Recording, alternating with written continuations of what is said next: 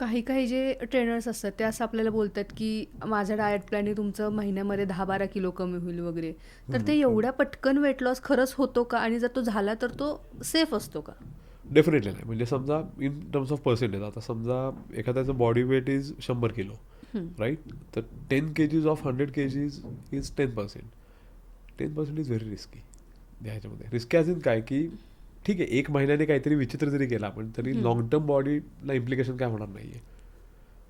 पण तेच जर का तुम्ही 2 महिने 3 महिने 4 महिने फॉलो केलं तर ऑफकोर्स एक तर ते सस्टेन होत नाही. म्हणजे पहिल्या महिन्यात 10 गेलं, दुसऱ्या महिन्यात 7 गेलं, मग 4 गेलं, राईट.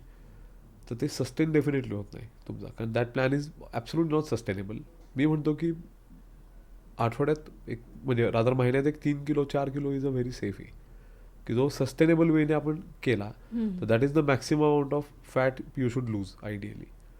किंवा जरी वेट म्हटलं इन टर्म्स ऑफ नंबर स्केलवर तर लेट्स से की 4 or 5% is a good number to aim at पहिल्या महिन्यामध्ये. आणि दुसरं एक महत्त्वाचा पॉईंट की stay away from anything that claims to be detox. The only detox on the planet is fasting. जे म्हणतात की डिटॉक्स पिले ही, हे ज्यूस प्या, हे detox juice, there is nothing call detox. दोनच ऑर्गन आहेत, एक तर लिव्हर आणि किडनीज. ते डिटॉक्स कधी होतील जर त्यांना पूर्ण रेस्ट मिळाली, तर ती कधी मिळेल जर तुम्ही फक्त पाणी पित असाल तर. That's it. अदरवाईज कोणीही तुम्हाला काही विकत असेल, any juice, any bottle, any pill, any जडीबुटी काही असेल, whatever you want to, stay away from it.